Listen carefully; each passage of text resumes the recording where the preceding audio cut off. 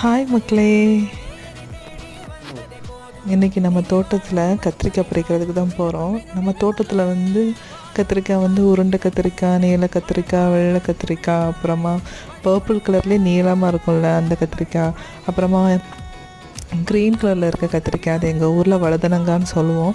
அவ்வளோ டேஸ்ட்டாக இருக்கும். எல்லா கத்திரிக்காயுமே அவ்வளோ டேஸ்ட்டாக இருக்கும். எனக்கு கத்திரிக்காய் ரொம்ப பிடிக்கும். அதனாலே வெரைட்டிஸ் ஆஃப் கத்திரிக்காய் போட்டிருக்கோம். அப்புறம் இந்த பப்பாளி, இந்த குண்டு குண்டு பப்பாளி, இது ஹைப்ரிட்லாம் எல்லாம் நார்மலாகவே குண்டாக இருக்கும். அந்த பப்பாளி தான் அது. அப்புறம் இந்த வெள்ளை கத்திரிக்காய்,